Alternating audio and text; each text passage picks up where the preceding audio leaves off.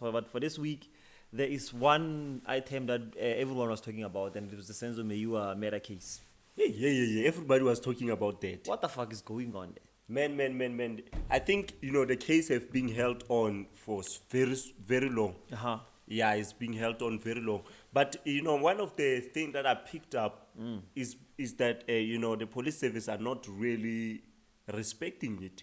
How you come and arrest someone on the day where the case proceedings need to go on. That was a very disrespectful move. No, that was after we held the case for so long. Yeah. You still feel that you need to come and disturb the case. Yeah. So, but for anyone who might not be familiar with the case, it's the case of Senzo Meyiwa, a beloved captain of both the Orlando Pirates and Bafana, the national team, was killed, gunned down in Foslo in 2014. But the government or the police and PA, no one has been held accountable for that matter since then. It's 8 years later, and the government has managed to come up with a couple of suspects. For now, they are just dead suspects, whom I think it's very important for us to mention that they have a criminal past, almost all of them. Criminal past, we don't mean petty shit. They are professional killers, most of them. One of them prominently serving 6 life sentences for 6 murders. 6 life sentences. Yeah. Whoa. Yeah, so also it's important for you guys to tell that they all pleaded not guilty to the 5 charges, being robbery, murder, attempted murder, theft, and all the other charges that they were charged with. They all pleaded not guilty. So the story that he's talking about actually is the story of an advocate who is representing 4 of the 5 suspects in the case, who was arrested during the court proceedings on the 28th, and he spent a night in Hillbrow prison only to be released a day later at 10,000 rand bail. But then what I'm failing to understand is the fact that, this guy is representing 4 of the suspects. Yes. So what happened to the other suspect? Because there are 5. Okay. The other suspect is represented by a lady. I forgot the name of that advocate. So he's the only guy who has his own lawyer. So there is I forgot his name. I forgot the suspect's name, but the other suspect has his own lawyer, and the 4 are just using the same guy, Advocate Tiff. Okay, Tiff is trying to really speak for only 4. Yeah, only 4, and the other one is being represented by another advocate, a female advocate who I forgot the name. Advocate. Yeah. Okay. Yeah, but I think there's the part that I don't understand. Especially the part of a traditional doctor thing with Kelly Kumal. I don't know why people just put that piece into the whole story, of which to some reason, we might not justify it or believe it beyond reasonable doubt. But to say that she went to the traditional doctor, allegedly to wash, I don't know what are they washing with the traditional doctor in that morning. Oh, the morning of the murder. Yes. The murders rather. So yeah, these are just one of the many conspiracy theories that have since came out after the unfortunate death of Senzo Meyiwa. A lot of people kind of blamed Kelly for whatever reason. It's either, so the blame went 2 ways. It's either they straight out said he killed him, or he knows something and he's not saying it. So that's kind of how it has all played out in the media. In the social media, mostly everyone is kind of trying to blame her for the murder, essentially. As we know, at the time, Senzo Meyiwa was dating Kelly, but he was also married to his wife, which I know her name, but I'm not gonna say it.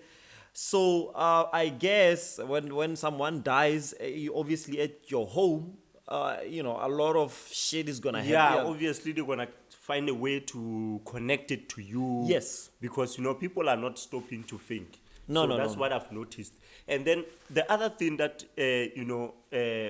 I heard was about the Netflix documentary. Yes, there's a Netflix documentary, one part just for now. I think it has 8 episodes. It tells you everything about the day, and it features not only the people who are related to Kelly, but they also prominently feature 2 friends who were there that night of Senzo Meyiwa, one of them being his childhood friend, who tell us the very same story that Kelly's mom has been saying, as well as Longe has been saying. It was a robbery gone wrong. So everyone, that's the story that they've stuck to. To me, after watching that documentary, that story makes sense to me.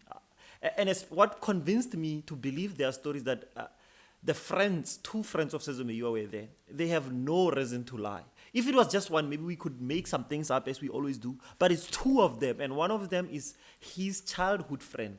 And that, for me, that really sealed everything and said, Kelly has nothing to do with this. This was just an unfortunate incident. But I'm not gonna say they lied or something.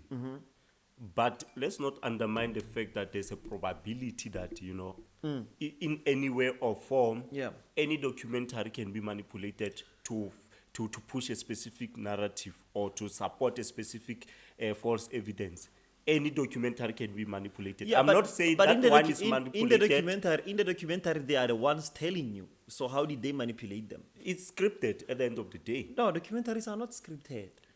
But the others, we can script them. They told them what to say. This, because the documentary doesn't only take their word on, it takes your statement, right? The one that you wrote to the police station matches exactly the same thing that they say in the documentary. So they cannot lie in the statement. They can lie in the statement, but why would they lie about how their friend died? No, I'm not saying they lied. I'm saying let's not undermine the fact that the documentary can be used to push the narrative. I'm not saying in this issue. No, we are not avoiding that, but yes. All I'm saying is that if anyone is gonna claim false evidence, lies, there should at least be, if not evidence, there should at least be motive to lie. And none of those two things exist. Those people have no reason to lie, so meaning no motive. And so far, the story has been the same and no one has changed. Like, at least materially, the story has remained the same. No single person, and there were 7 people in that house, whom the police interviewed separately. Did they meet and just agree on this well-placed story? How unlikely in this, and why would 2 of Senzo's best friends agree to collude with other people who were not related to, or other people who are related to Kelly? So for me, that story is convincing, but here's the thing. Right now, the trial has started, and we are going to get some of the facts. As time goes by. Because actually, to give you an update, guys, currently, obviously what happens in a criminal case is that the state has to plead its case. They have to meet a burden of proof. They have to present the evidence why these guys are guilty.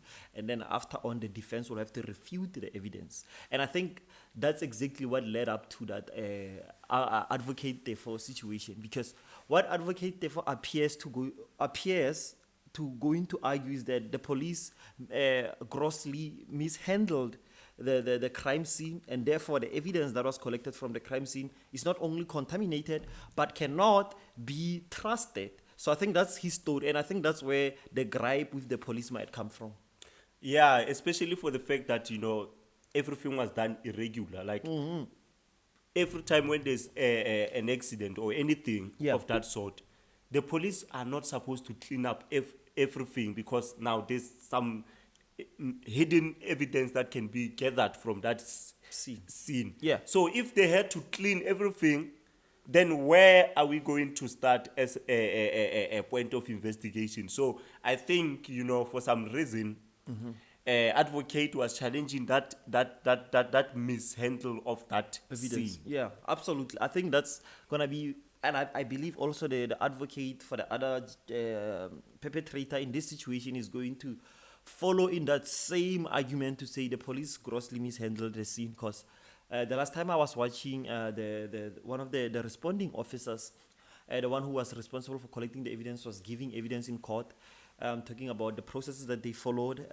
what did they take from the scene, how was it handled, who delivered it to the crime lab, and who wrote the reports, who put together the forensic reports. So they're still giving evidence with regards to that, and I think that's gonna be one of the most important things. Yeah. I think they will at the end of the day, they will have to, find a way to arrest whoever was supposed to be arrested. Yeah. That's the Senzo Meyiwa case, but